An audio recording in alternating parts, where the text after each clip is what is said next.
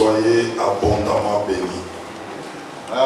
Je dis, soyez abondamment bénis. Amen. Tu as bien fait d'être là ce soir. Parce que le Seigneur va t'amener à comprendre quelque chose qui va vraiment aider ta vie. Et quand je regarde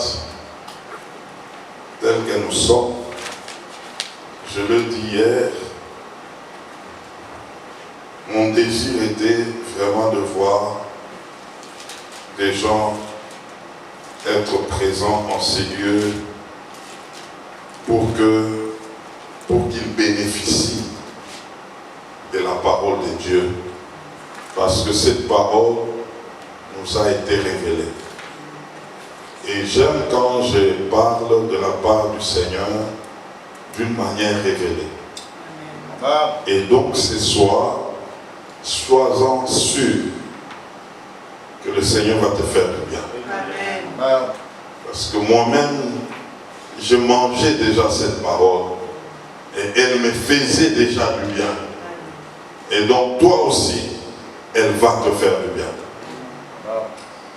La puissance de la prière en esprit avec la parole de Dieu, tel est notre thème. Et ce soir, nous voulons aborder quelque chose.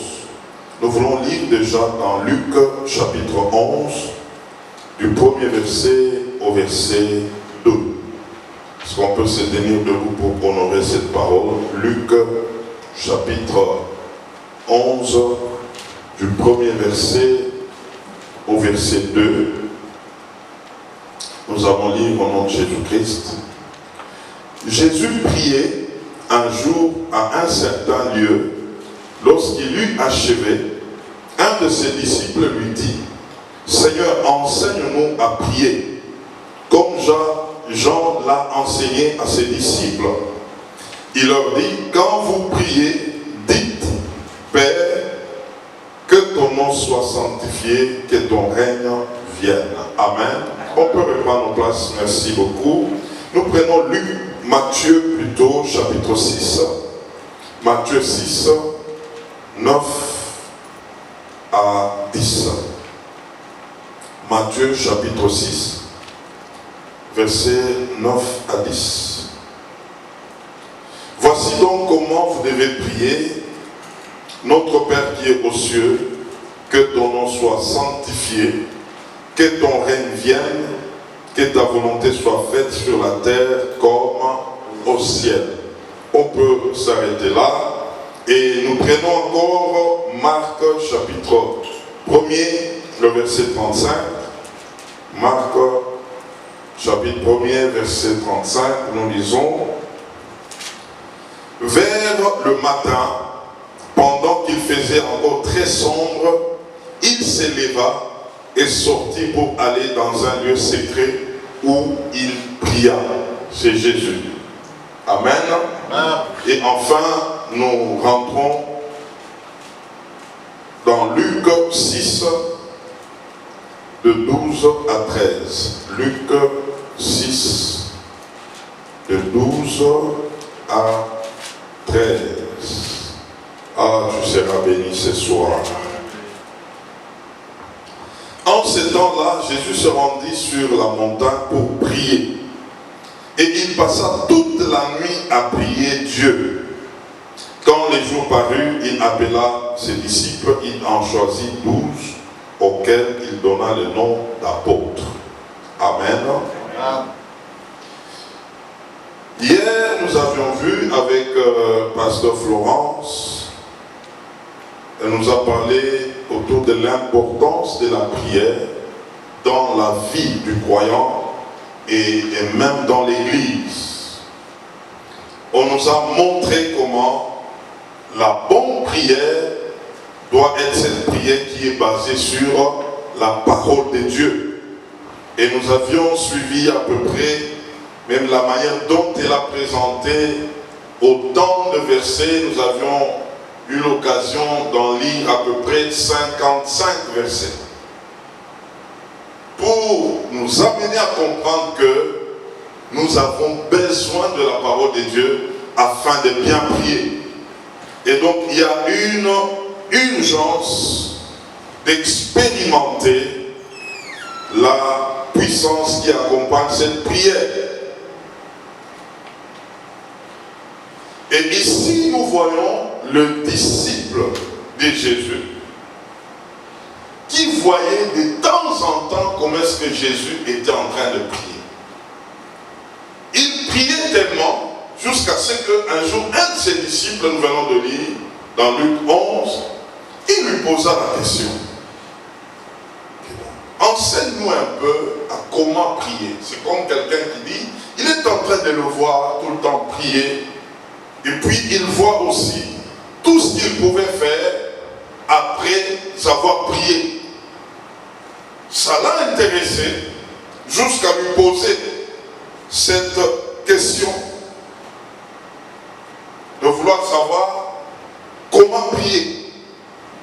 Jésus priait la nuit, pouvait prendre toute une nuit de prière parce qu'il voulait choisir des gens avec qui travailler avec. Avant de commencer la journée, on dit, pendant que tout était encore sombre, un matin sombre, Jésus allait dans un lieu désert, il allait prier. Et la vie de Jésus était réellement une vie de prière. Et donc nous voulons comprendre ce soir comment Jésus a enseigné la prière. Et ça va nous aider. Alléluia. Dans Luc 11, le Seigneur, pendant qu'il a introduit son enseignement sur la prière, il dira ceci. Voici comment est-ce que vous allez prier. En priant, dites. En priant, dites. C'est que la prière, en réalité, elle doit nous pousser à nous exprimer. Tu veux prier, il faut t'exprimer, il faut parler, il faut proclamer, il faut dire deux choses. Et Jésus, dans Matthieu 6, il a donné un modèle de prière. C'est quel modèle de prière? La prière de notre Père. Que d'autres ont même pris, ils ont commencé à mémoriser la prière, réciter cette prière, mais en réalité, Jésus-Christ voulait seulement donner un modèle de prière. Et ce modèle de prière de notre Père est scindé en trois parties. Alors, suivez-moi très bien. Il y a trois grandes parties qui déterminent cette prière de Matthieu 6 que nous avions lu, partir du verset 9. La première partie de cette prière, c'est la partie de l'invocation. Notre Père qui est aux cieux, que ton nom soit sanctifié, que ton règne vienne, c'est une partie de l'invocation. Et la deuxième partie, c'est la partie de demande. Elle commence par que ta volonté soit faite sur la terre comme on s'est souligné ça. Si je peux dire, si je suis venu ce soir, c'est pour t'expliquer ça. La troisième partie, c'est la partie de la reconnaissance et de remerciement. Donc nous retrouvons combien de parties? Trois parties. La dimension de l'invocation, la dimension de demande, la dimension de remerciement et de reconnaissance. Alors, dans ces trois catégories de prière, nous retrouvons une catégorie qui a tendance ou qui prédomine les deux autres. C'est quelle catégorie? La deuxième. C'est la partie de quoi? Des demandes. C'est la deuxième partie. La première partie, nous voyons, il y a l'invocation, nous avons besoin de sa présence, nous entrons dans sa présence, nous prions Dieu que ton règne vienne, nous sommes là, nous nous laissons à lui. Et puis nous voyons la deuxième dimension qui pose problème à plusieurs, c'est la partie de demande. Alors hier nous avons vu quelque chose dans Jacques chapitre 4, le verset 3, où la Bible nous dit, vous demandez et vous ne recevez pas. Pourquoi? Parce que vous demandez mal. Et qu'est-ce qu'on nous a dit là? Demandez mal, pourquoi? On nous dit, dans le but de satisfaire vos passions.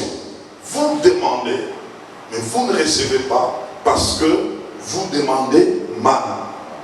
Et c'est quoi demander mal? Parce que vous le faites dans le but de satisfaire quoi? Vos passions. Mais lorsque nous regardons le modèle de prière de Jésus, nous allons comprendre qu'il y a un secret. Et je veux partager avec toi ce secret-là aujourd'hui. Et c'est ce secret-là qui a fait toute la différence avec Jésus. Alléluia. Qui a compris ça? J'aimerais vous poser la question. Entre le ciel et la terre, qu'est-ce qui avait existé? Qu'est-ce qui a existé avant l'autre? Le ciel. Je ne t'entends pas. Le ciel. Le ciel. Gloire à Dieu. Amen. Et Jésus est en train de dire, dans le modèle de prière, quand en ce qui concerne la demande, ce que tu veux voir sur la terre, avant de le voir sur la terre, il faut le voir en haut. Pour le ramener sur la terre. Ah, tu ne m'as pas encore compris. Amen. Jésus est en train de dire ceci. Dites que ta volonté soit faite sur la terre comme ça se passe au ciel. J'ajoute quelque chose là. Et donc si la terre peut être le reflet du ciel, c'est que les choses que nous pouvons recevoir de la terre, il faut que nous les tirons d'où? D'en haut. Et j'aimerais dire ce soir que c'était ça le secret de Jésus. Jésus étant sur la terre, pour faire quelque chose, il devrait d'abord voir la chose qui se passe au ciel et les ramener sur la terre. C'est pourquoi Jésus priait beaucoup. Il priait beaucoup, pourquoi? Parce que pour faire quelque chose sur la terre, il devrait d'abord voir la chose où? Au ciel, pour la ramener où? Sur la terre. C'est pourquoi il pouvait s'élever tôt le matin. Avant qu'il ne soit jour, il est en train de prier pour voir ce qui se passe au matin du ciel pour amener ça au matin de la terre. Avant de choisir ses disciples, il devrait monter en prière toute la nuit. Il voulait voir les noms de ces disciples-là. Il voulait les voir à partir d'où? À partir du ciel, pour amener ce nom où? Sur la terre. Ah, quand Dieu m'a fait comprendre ces choses, je me suis dit, il y a donc des choses que nous avons sur la terre, mais qui ne sont pas au ciel. Mais nous les avons quand même où? Sur la terre.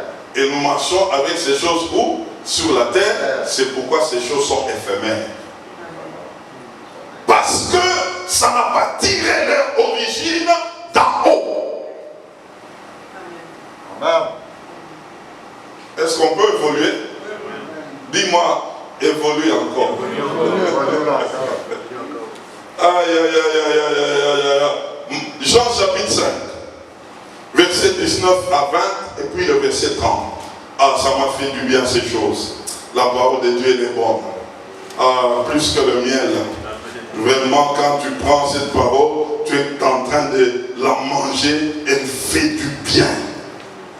Écoutez Jean 5, de 19 à 20, et puis le verset 30.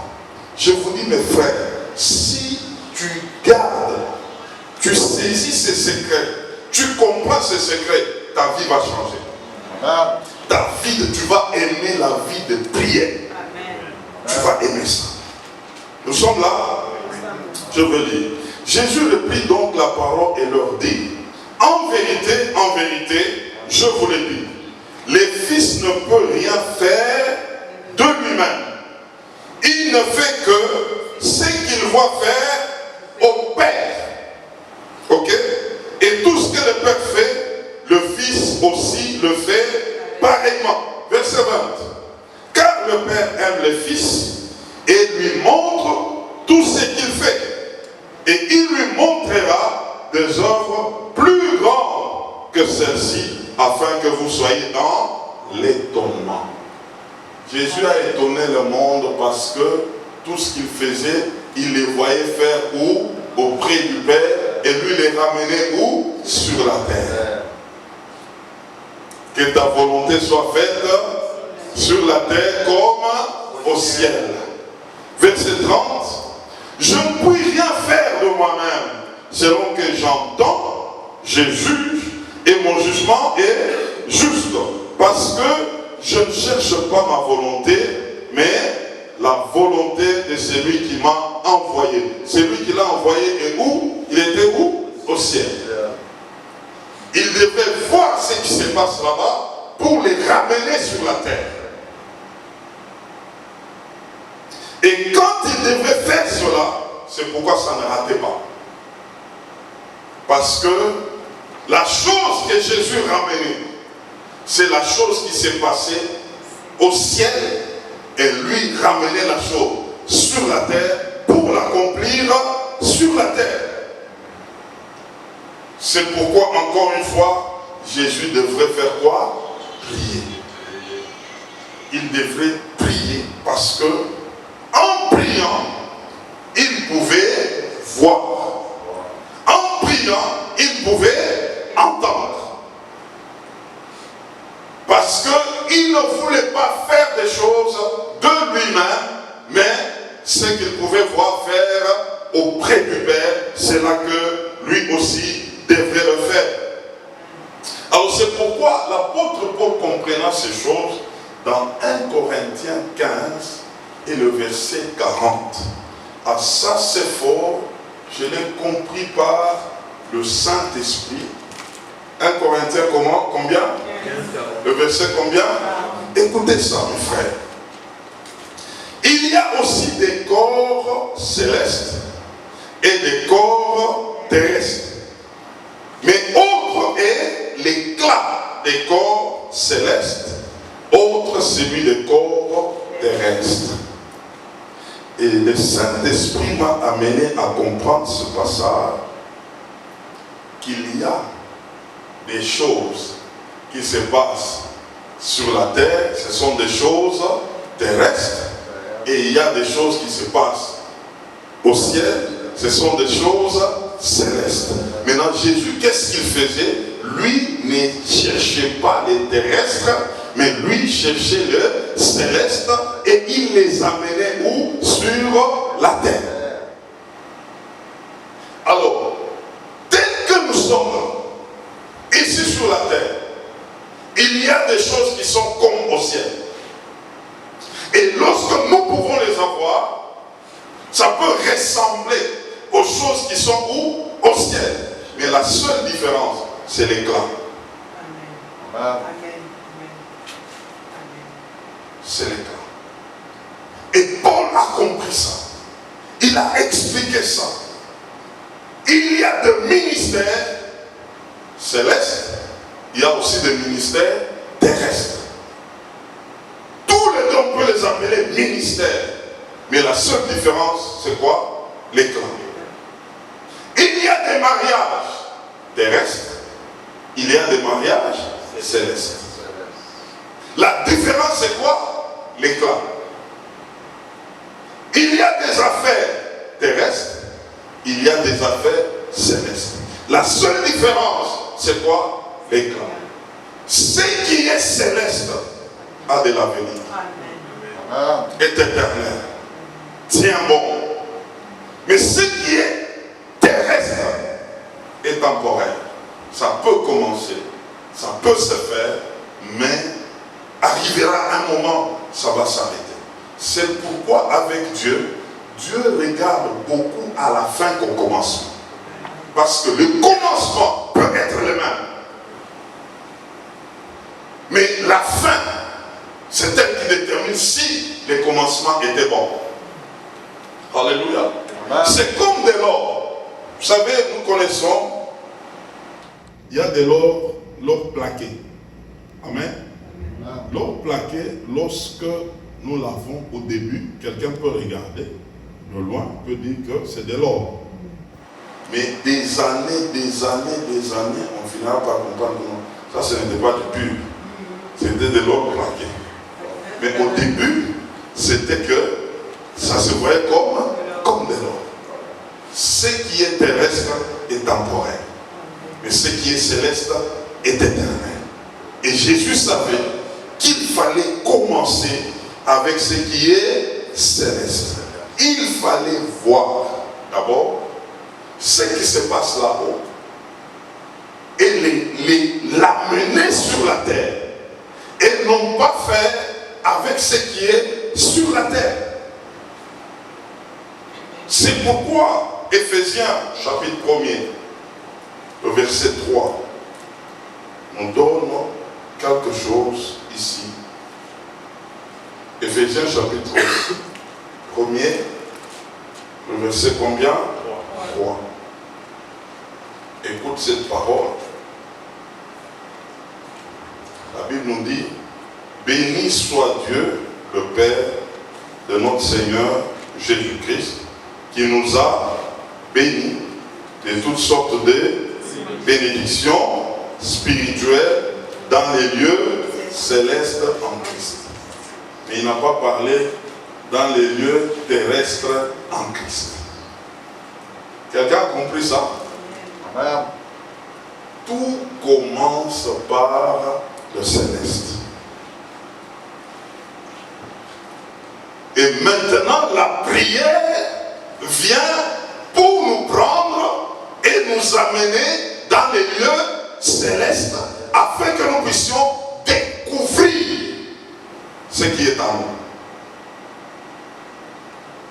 Et donc, il y a des gens qui, parce qu'ils n'ont pas voulu ou ils ne les font pas, ils ne prient pas, ils ont des choses qui sont comment? Terrestres.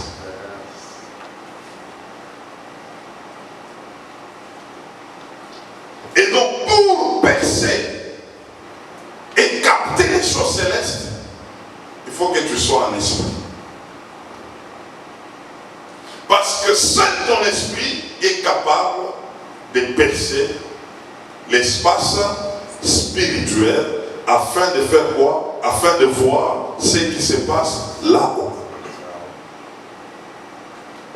J'aimerais dire à quelqu'un, ton avenir est caché dans les lieux célestes. Amen. Ce que tu recherches se trouve où? Dans les lieux célestes. Pour les jeunes gens, ta femme n'est pas en bas, elle est en haut. Ton mari n'est pas en bas, il est en haut. Pour les rencontrer, il faut monter. Il faut monter. Que tu le vois. verras, c'est là que tu descendras avec lui pour les rencontrer sur la terre. Amen. En réalité, tout ce que Dieu a préparé pour ses enfants, il les a gardés dans le lieu céleste. Dans les lieux célestes. Alors pourquoi aujourd'hui nous avons autant de problèmes? C'est à ce niveau-là. C'est que nous avons des choses sur la terre, mais qui ne sont pas d'en haut. Nous les avons rencontrés où? Sur la terre. Nous ne les avons pas obtenus d'en haut. Tout ce que tu n'obtiens pas d'en haut, ça peut te servir, mais pour un temps. Amen. Alléluia. Amen. Ça peut te servir, mais pour un temps. Parce que c'est éphémère. C'est quelque chose d'un temps, un dépannage. Mais ce qui est d'en haut, ce qui est céleste, n'est pas éphémère, mais il est éternel. Amen. C'est pourquoi, mon frère, quelle que soit la sollicitation, tu dois d'abord savoir, est-ce c'est une sollicitation d'en bas ou d'en haut. Amen. Quel que soit le challenge, le défi, tu dois être en mesure de comprendre que la chose, elle est de bas ou d'en haut. Si quelqu'un commence à comprendre toutes ces choses, mon frère, devant toute situation, on te sollicite, tu diras, il faut que j'ai pris d'abord. Je dois d'abord faire quoi? Je dois prier. Pour savoir si réellement la chose là, elle est inscrite dans les lieux célestes ou pas.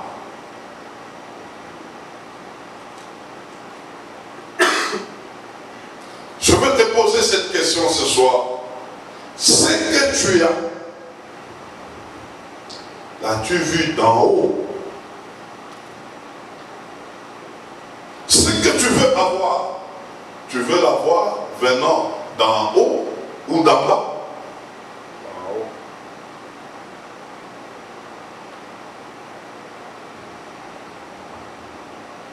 Lorsqu'on commence à comprendre ces choses, on fera une place à la prière dans sa vie.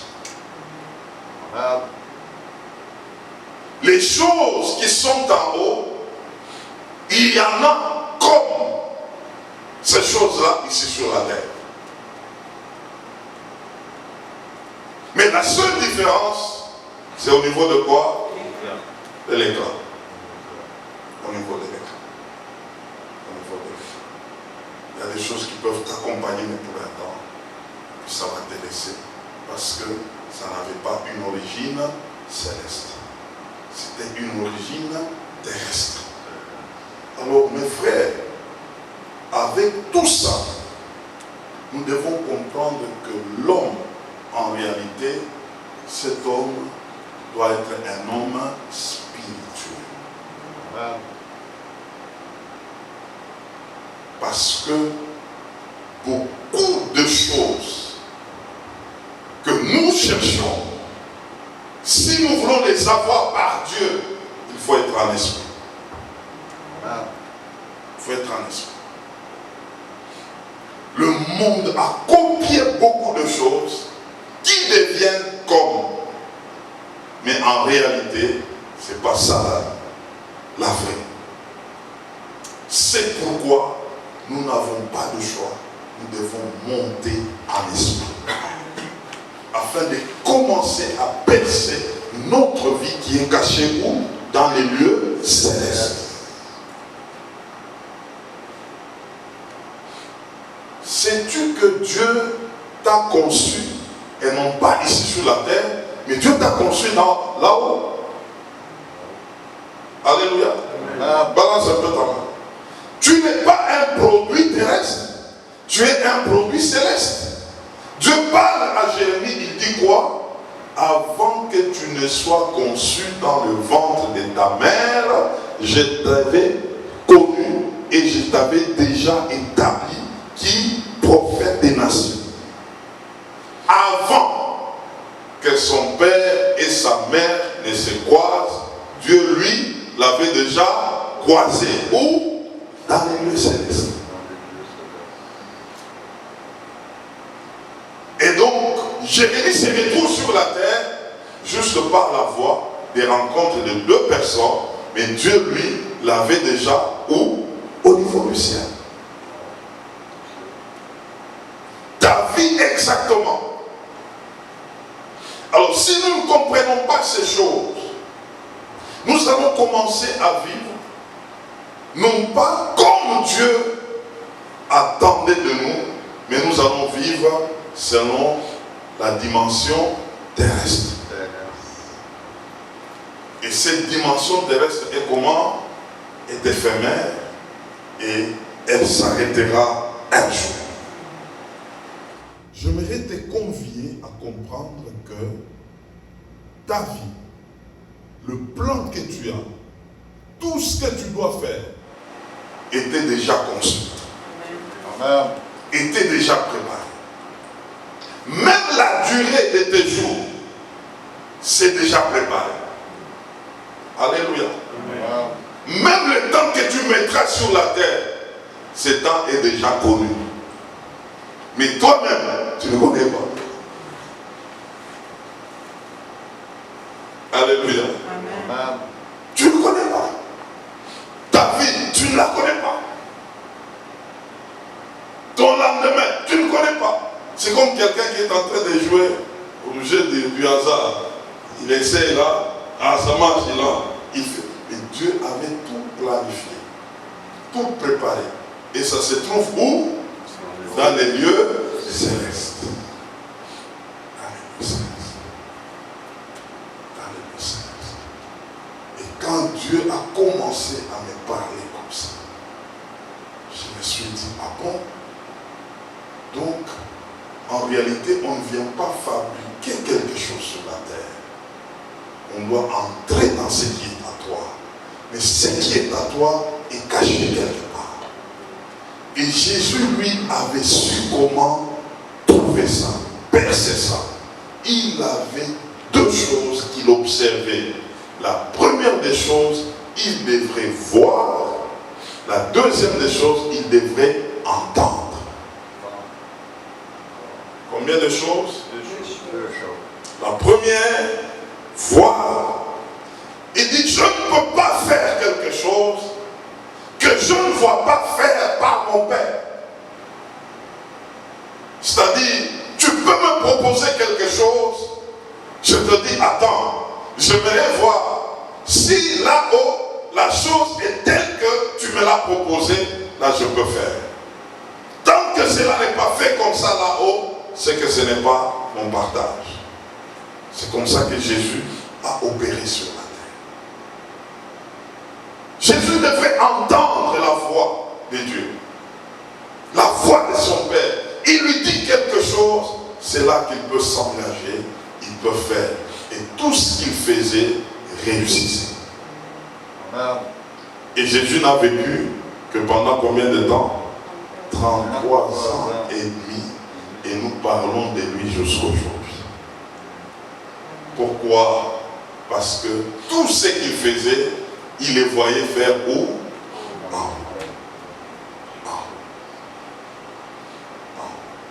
Et donc ma prière ce soir, c'est que mon frère, ma soeur, que tu arrêtes de faire selon ce que tu vois sur la terre. Tu commences à t'appliquer en cherchant à faire selon ce que tu vas faire quoi? Tu vas voir là-haut. Pour le voir, tu as besoin de la prière. Tu as besoin de la prière. Et c'est par là que j'aimerais souligner ce soir, il y a ces deux dimensions de la prière. La prière en esprit et la prière avec la parole de Dieu. Ce sont ces deux prières qui peuvent t'amener à décoder ce que tu attends. À décoder ton avenir. À ton lendemain, à décoder tes défis. Cette prière en esprit, parce qu'en réalité, tel que tu es là, tu es un homme esprit. Tel que tu es là, c'est ton esprit avec lequel Dieu traite. Le Saint-Esprit est dans ton esprit. Le Saint-Esprit a besoin de coopérer avec ton esprit afin de t'amener là où tu dois être. Afin de te montrer ce que tu dois faire. Vous savez, lorsqu'on commence à comprendre ces choses, il te sera difficile de commettre des erreurs. Alléluia. Amen. Il sera difficile. On te propose quelque chose, tu dis, j'aimerais voir la chose si elle a déjà pris forme là-haut, c'est par là que je vais la ramener sur la terre. Parce que tout ce qui se passe sur la terre n'est pas là-haut. Et d'ailleurs, aujourd'hui, beaucoup de choses qui se passent sur la terre n'étaient pas inscrites là-haut, mais l'homme d'aujourd'hui est en train de s'en servir et ça devient compliqué. Ça devient compliqué. Que le Seigneur puisse vraiment nous aider à ça. Et si nous comprenons cette manière de faire, mon frère, la prière ne sera pas un passe-temps pour toi.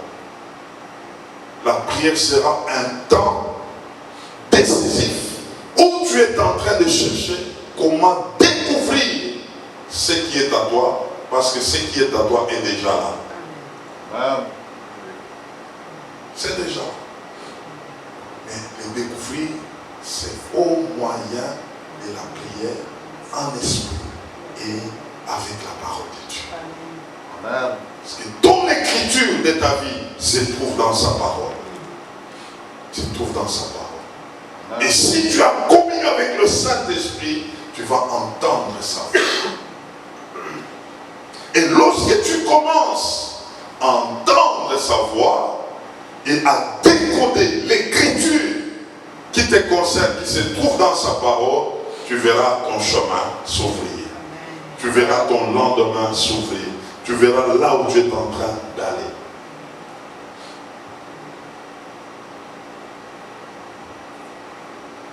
Mes frères, il y a un travail à faire. Et c'est ce travail que je vais expliquer demain. J'allais dire à l'introduction que celui qui va bien comprendre ce message, il faut qu'il soit là demain. Aujourd'hui, j'ai voulu juste présenter le secret du Seigneur. C'était de faire ce qui existait déjà là-haut. Le voir et le ramener sur la terre. Entendre et faire comme il a entendu d'en haut. Et donc, nous allons retrouver ces deux choses. Comment voir et comment entendre. Amen. Comment voir et comment entendre. Est-ce qu'il te faut tes yeux, les yeux tels que tu me regardes, pour voir? Ce n'est pas ces yeux-là qui me regardent. Ce sont les yeux de ton esprit. Les yeux de ton esprit ont besoin de voir ce qui se trouve en toi. Et c'est caché où? Dans les lieux célestes. C'est pour ça, je crois que je vais écrire un livre avec ça. Amen. Parce qu'il y a des gens qui se marient et puis ils divorcent. Mais au ciel, ce mariage n'a jamais eu lieu, n'a jamais été rompu. Parce que ça n'a pas existé là-haut. Mais les gens se chamaillent sur la terre. Nous étions comme ça, nous avons fait ça, nous avons fait ça. Mais là-haut, ça n'a pas existé. Et ici sur la terre, c'est la guerre, c'est la bagarre. Mais au ciel, quand on regarde, ça n'a pas existé. Vous savez, l'affaire de l'intelligence artificielle, Ça se trouve là-bas. C'est pourquoi ça détruit les gens. Tout ce qui n'a pas existé là-haut, ça met les gens en confusion sur la terre. Mon frère, ma soeur, qu'on ne te trompe pas. Le monsieur qui a fabriqué les véhicules Ford, si Ford a des problèmes, il faut aller vers lui.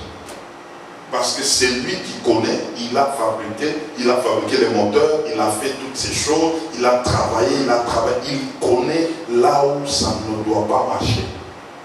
Et toi aussi, il y a quelqu'un qui t'a fabriqué. Et il t'a fabriqué, il était où? Là-haut. Pour chercher les renseignements de ta vie, il faut les consulter. Il faut les consulter. C'est comme ça que nous avons des choses comme, mais qui existent, qui fait même des parcours, ça travaille. Et c'est même difficile d'expliquer que non, c'est pas comme ça, parce que c'est comme. Mais en réalité, lorsqu'on les soumet au temps, on verra que la fin va déterminer si c'était le vrai ou c'était quelque chose de fabriqué. C'est pourquoi il ne faut jamais conclure vite. Sinon, tu peux te tromper. C'est pourquoi Dieu a parlé en disant mieux vaut la fin d'une chose que son commencement. Mieux vaut la fin. Mieux vaut la fin. Le frère, cette parole m'a défié. Elle m'a défié. Parce que le monde a voulu faire comme Dieu. Et en réalité, le commencement n'a pas été ici sur la terre, le commencement a été en haut. Et donc, pour que tu te retrouves correctement, selon Dieu, tu dois aller au commencement. Et Jésus l'a fait. Et c'est comme ça qu'il ne pouvait faire que ce qui était préparé pour lui. Et il l'a réalisé coup sur coup. Parce que chaque jour, il devrait aller chercher le Père pour voir ce que le Père avait préparé pour lui depuis là-haut, et il le faisait sur la terre. Amen. Et pour toi aussi, il y a des œuvres qui étaient déjà préparées pour toi, avant même que tu ne viennes, mais que tu dois aller pour le voir et les ramener sur la terre.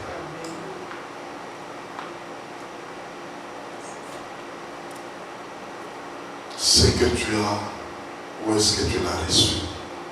Ce que tu veux avoir, où est-ce que tu veux le tirer? Ce sont deux questions. J'aimerais que nous puissions le garder ce soir. Tu veux obtenir quelque chose. Tu veux entrer dans quelque chose, dans une nouvelle relation.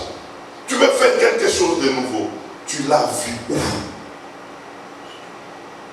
Tu as entendu de qui?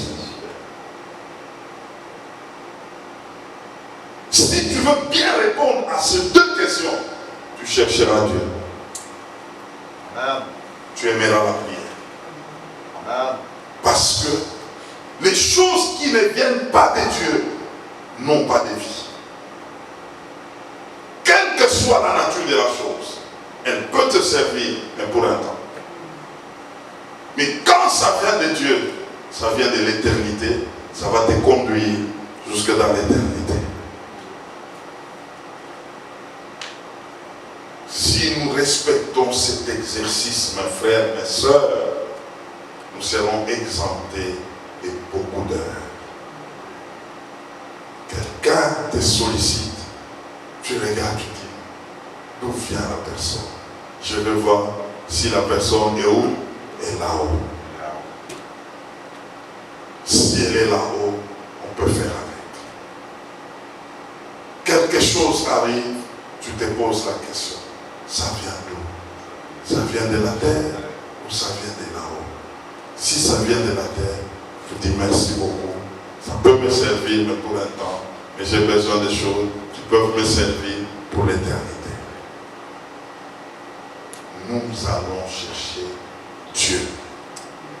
Nous allons chercher Dieu. Et la volonté de Dieu est que tout ce que tu peux faire, tout ce que tu peux recevoir, que vienne d'en haut. Amen. Que cela vienne d'en haut. Que cela vienne d'en haut. Que cela vienne d'en haut. Demain, nous allons voir comment arriver à faire quoi? À voir et entendre. Parce que c'est tout ce que Jésus a fait dans Jean 5, 19 à 20, et puis le verset 30. Il y avait ces deux choses. Il devrait voir et il devrait entendre. Et nous disons ici, c'est pourquoi sa vie avait une place vraiment particulière à la prière. Et nous allons voir comment faire, ou encore comment prier là, comment arriver là.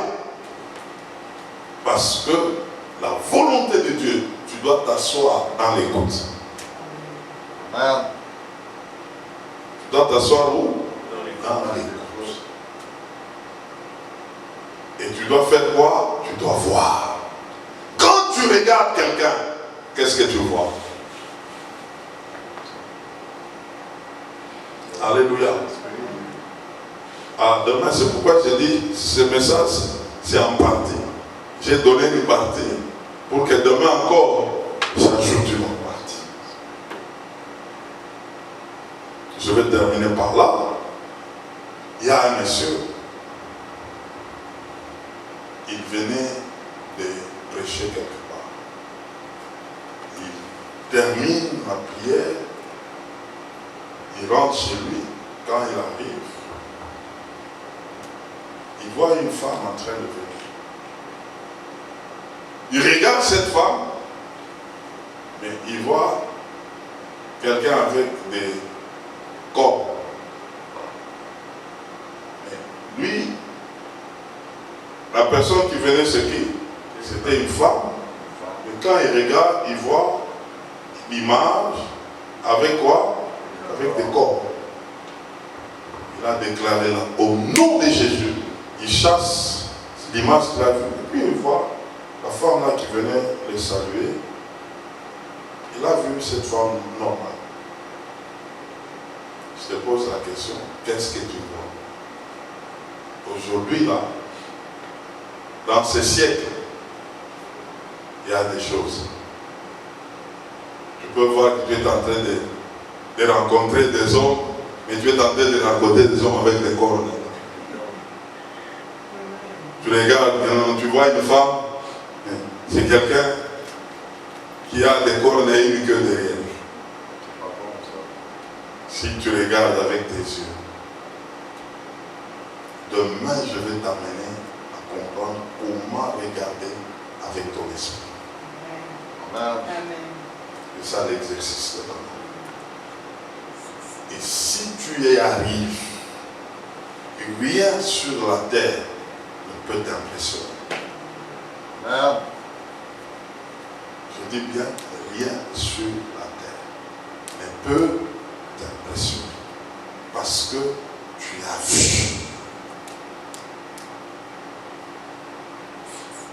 Il y a des gens qui ont vu des choses, ça les a troublés, ça les a amenés à courir, à chercher. Et pendant qu'ils ne voyaient que des choses éphémères, mais avec les yeux physiques, ça les a troublés. Il y a des gens, quand ils regardent une femme, ils voient, ils disent en tout cas, ça c'est vraiment, moi c'est seulement ça, moi c'est seulement ça. Et pendant que elle a des corps. Pas bon ça. On va voir ça. Amen. On va voir ça. Et c'est par là qu'on comprendra, mes frères, la prière. Moi j'aime le dire souvent, si j'entends quelqu'un en train de persécuter la prière, j'ai la colère. Il y a certaines choses, si tu ne connais pas, il ne faut pas parler. La prière a une place qu'on ne peut pas enlever dans la vie. Regardez les apôtres en Acte 6, le verset 4. Les gens commençaient à venir il fallait s'occuper des veuves. Les apôtres se sont réunis pour dire, choisissons des gens qui vont se charger à la table pour que nous puissions rester en train de nous occuper de deux choses. La première des choses, c'était quoi? La prière. La deuxième des choses, le ministère de la parole. C'est deux choses. Sans les deux choses, frère, on peut te bouffer. Le monde peut te jouer de tout. La prière. Elle nous amène à bien voir. Et nous allons le voir demain. J'aimerais qu'on s'incline en prière. Nous voulons remercier le Seigneur. Et dans la prière de ce soir déjà, j'aimerais que tu dises à Dieu, oui, je suis en train de rentrer chez moi. J'aimerais que tu exerces mon esprit à voir. J'aimerais que tu exerces mon esprit à comprendre les Écritures. Les deux choses.